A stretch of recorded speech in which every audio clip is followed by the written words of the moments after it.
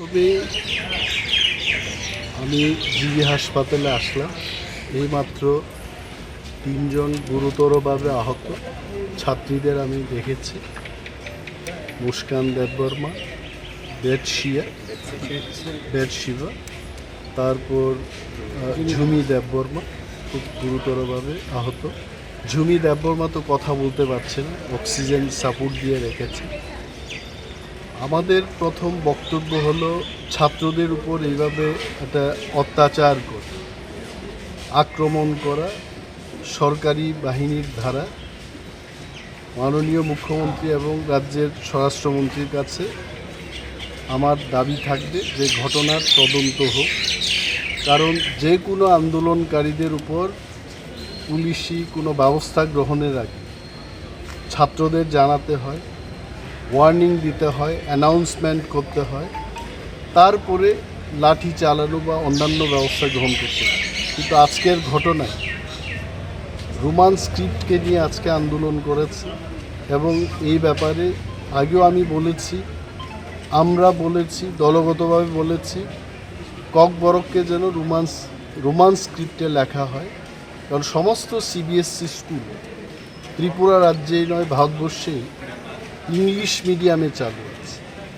English মিডিয়ামের ছাত্রছাত্রীরা হঠাৎ করে কোনো স্ক্রিপ্টে রোমান ছাড়া অর্থাৎ ইংরেজি ছাড়া অন্য কোনো স্ক্রিপ্টে কেউই পড়তে পারবে না।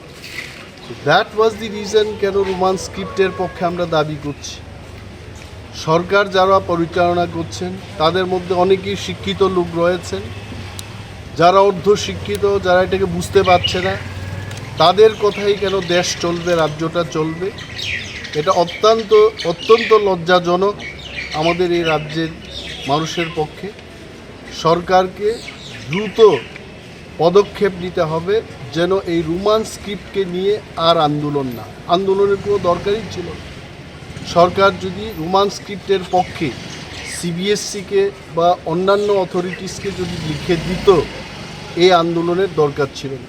আন্দোলন করতে গিয়ে গণতান্ত্রিক আন্দোলনকারীদের উপর এইভাবে পুলিশি ব্যবস্থা গ্রহণ করা নিন্দা জানাচ্ছি এবং এই ঘটনার তদন্ত হোক এবং যারা এখানে গুরুতরভাবে আহত তাদের চিকিৎসার যেন কোনো গাফিলতি না হয়, তার দিকেও সরকার এবং বিশেষ করে স্বাস্থ্যমন্ত্রী এ বিষয় খতিয়ে দেখা উচিত এবং আশা রাখব উনি খতিয়ে দেখবেন।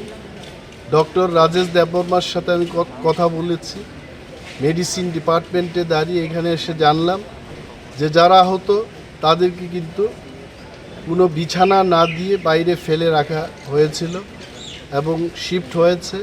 আমি দাবি করেছি যে ভালো একটা বেডের যেন ব্যবস্থা হয়, সিনিয়র ডাক্তারদের একটা টিম করে যে মেয়েটাকে অক্সিজেন সাপোর্ট দিয়ে রাখা হয়েছে তার যেন চিকিৎসা হয়, তাও আমি বলেছি। আচ্ছা, আন্দোলন তো শান্তিপূর্ণই ছিল, হঠাৎ করে কেন এই ধরনের জল কামান টিয়ার গ্যাস মারতে হলো? এটাই তো আমাদেরও কথা যে শান্তিপূর্ণভাবে যারা আন্দোলন করছে, গভর্নর হাউস থেকে যাদেরকে ডেকে নিয়ে যাওয়া হলো তাদের উপর অতর্কিতে এই আক্রমণ কেন? এই ঘটনার তদন্ত করতে হবে, এটা কারা করেছে, এর পেছনে কারা দায়ী, রাজ্যের মানুষকে জানতে হবে।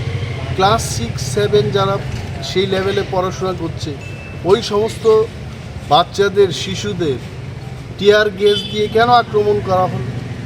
পুলিশের বিরুদ্ধে লড়াই করা, কোনো ব্যক্তির বিরুদ্ধে লড়াই করা, তাদের কোনো শারীরিক ক্ষমতাই নেই, তাদের উপর কেন অত্যাচার হলো? আমরা জবাব চাই। কী ধরনের তদন্ত চাইছেন?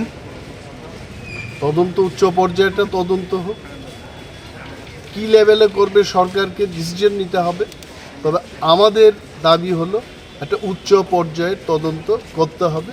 তদন্ত করে যারা দোষী, আগামী দিন যারা এইভাবে কাজ করবে, যারা দপ্তরকে কলঙ্কিত করছে, রাজ্যের মানুষের কাছে যারা ভুলভাবে বার্তা দিতে চেষ্টা করছে, তাদের বিরুদ্ধে ব্যবস্থা গ্রহণ করবে।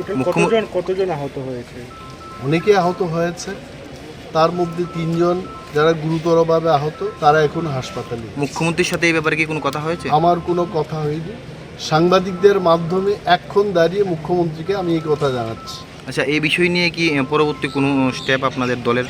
দেখতে হবে সরকার কি পদক্ষেপ গ্রহণ করে। If we are not happy, definitely will go for another round of move. আমরা দেখ আপনাদের দলের সুপ্রিমোর সঙ্গে কথা হয়েছে যেহেতু দলের সুপ্রিমোর সাথে কথা হয়েছে, যারা আমাদের গ্রাসরুট লেভেলে কাজ করছে, টিআইএসএফের যারা সেন্ট্রাল লিডারশিপ আছে তাদের সাথেও কথা হয়েছে। We are all talking to each other. সরকারের নেক্সট মুভটাকে আমরা দেখব। If we are not happy will take the next step. Thank you. Thank you.